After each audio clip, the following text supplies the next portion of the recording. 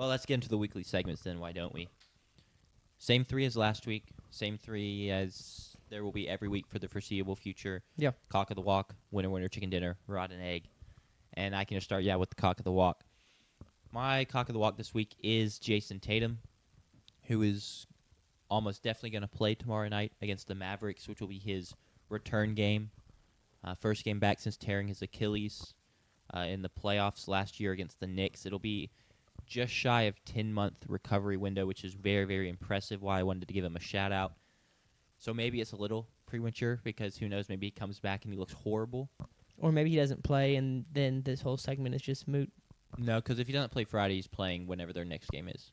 Yeah. So he's the cock of the walk because he's coming back, not because he's coming back tomorrow. But he is coming back tomorrow. I'm trying to make this I'm not trying to not date the segment. You know, you don't want the segment to be dated. No, he's coming back tomorrow. I feel very confident. Bill Cool. Simmons feels very confident as well. Well, he also didn't he think he was coming back last Sunday when they changed? They moved the that was more tip-off slot? conspiracy theory, Bill. Okay, Though it's a bit of a different person.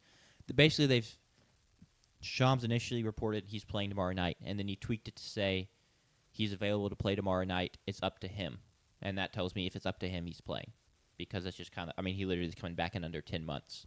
Yeah. So shout out to him. Hopefully he plays well. Hopefully it goes well. Doesn't kill the team.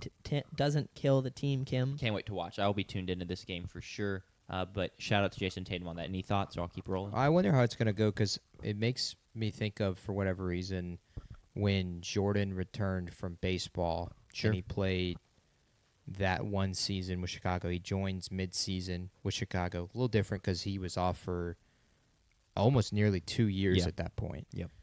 And then that was the year his jersey got stolen and he had to wear 45 for a game because his jersey got stolen pregame.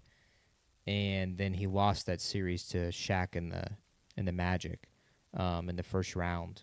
I wonder if, not to say Tatum is Michael Jordan by any degree. Sure. Will people just kind of forget this season in Tatum's legacy because he is his legacy is the main talking point when it comes to him.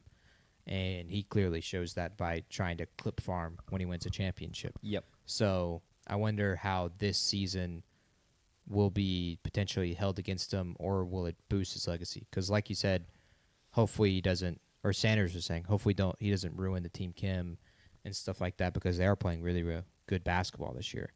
Yeah, I mean, they're the 2 seed right now, I believe, in the East. Out of nowhere. Shockingly. Shout out Jaylen Brown. It's a good point. I mean, he had like a documentary he released about his recovery, and at one point he tells the doctor, he's like, I'm not coming back to be a role player. Which, like, yeah, Jason Tatum's elite. You know, he's all NBA type guy, former champion. But maybe the most ideal thing would be for him to come back and at least initially be just more of a role player, and just, play 15, 20 minutes a night, do some of the more dirty work stuff, less ISO situations for him, just play more in the flow of the offense. But sounds like he doesn't want to do that, so time will tell. But either way, it's exciting. It's been a tough season in terms of injuries for the NBA, so kind of getting one of its stars back, even if he's not the most electric or unique star, it's still very cool to have him back. My winner chicken dinner, my team of the week per se, though they've been hot for a month-ish, a little over a month, honestly, and that's the Charlotte Hornets. They're third in net rating across their last 15 games, behind, I believe, the Spurs and the Celtics. Getting their big three healthy was the big key for this. Their big three being LaMelo Ball, Concanipple, the rookie, who just recently broke the three-point record for three-pointers in a season by a rookie, and then Brandon Miller, the Alabama product. They're finally all three healthy and playing good ball together.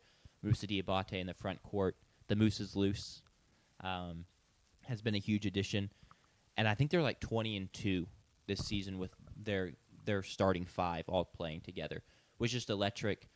And they're doing it for a franchise that has had very few electric moments in their career. I think they've won like only 1 or 2 playoff series all time. They've never won their division, let alone the whole thing. So even just having any sort of excitement there and a good stretch of play is abnormal for them and something that should be celebrated. I'm excited to see what they do come playoff time. But there's something else I'm going to add. Oh, I have a question for you, Sanders, because you're not the biggest NBA guy. Like, what do you name like a big Charlotte Hornets moment? In their history? Yes. Okay. Or just like a big one of their best players. And this is, I'm not like trying to call you out, No, but no, I'm no, just no. trying to signify that like it's just simply a very bleh franchise when it 'Cause comes to the sports world. I mean, I could name big time players for every team, or at least like yeah. No, I really can't think of one. The only one that comes to is the meme of like Jordan going there to finish out his career, right? He went to the Wizards. Wizards. But Who went? Jordan owned the Hornets for a while. Yeah. Okay, And was a terrible owner. okay. But Then yeah, I cannot name any big moment in their franchise history. My most iconic moment. Sure. I think he was wearing a purple shirt. You remember a purple shirt dude or whoever from the Yep. playoff series that was talking trash to D Wade, Yep. and then D Wade cooked him. I think that's probably up there for the most iconic, at least in my lifetime. I think Them that a lot getting of people would cooked agree with that. is the most iconic. It's They an- don't have it's an playoff iconic success moment. moments, really. I mean, the biggest memory that sticks out to me is 2019, maybe, watching Kemba Walker drop 60 against the 76ers. Kemba probably being one of their franchise's best players of all time. Out of UConn, right? Mm-hmm. Cardiac Kimba. Yep. Yep. But yeah, not much excitement for the franchise. And it's not a crazy old franchise, so I just wanted to give him this shout out. Anything on that? If not, I'll get to the rotten egg. Al Jefferson, Mm-hmm. Yeah. that dude's their- the goat. He was very, very good. The rotten egg. And this one's a personal rotten egg.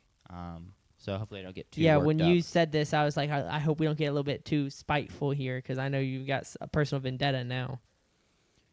Jurickson Profar.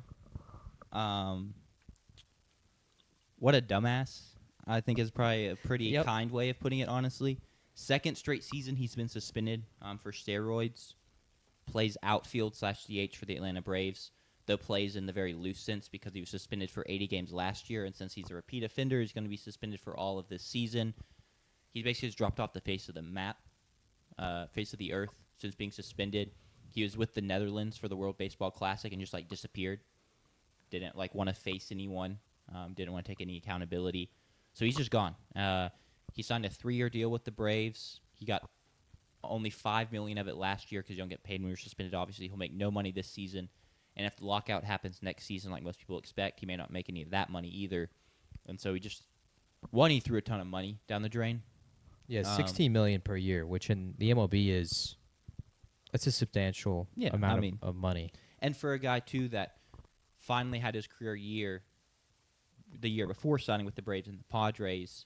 And so it wasn't like he was making tons of money this whole time. I mean, he played in the MLB that whole time, so like he's fine. But like it wasn't like he came off a really long contract and Yeah. with 15 million AAV to sign this. No, this was kind of his big contract, and he just absolutely squandered it. He kills the Braves.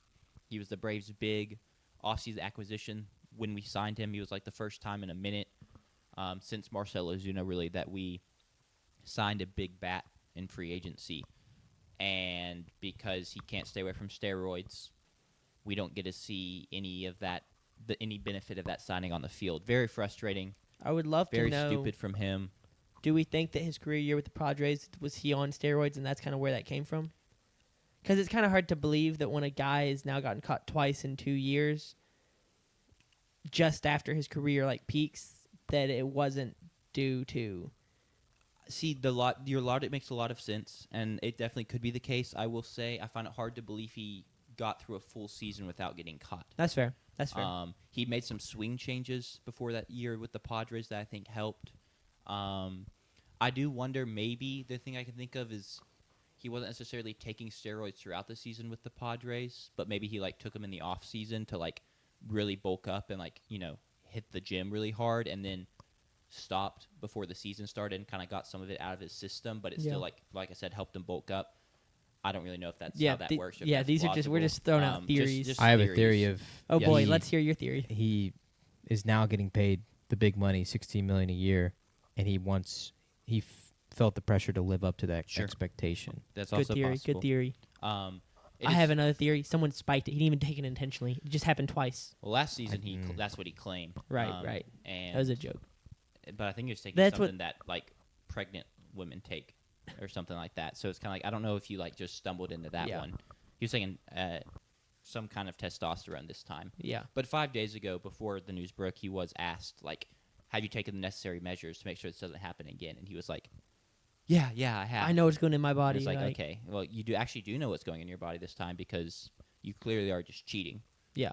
So very disappointing. It's been a rough start to the preseason for the Braves, to say the least.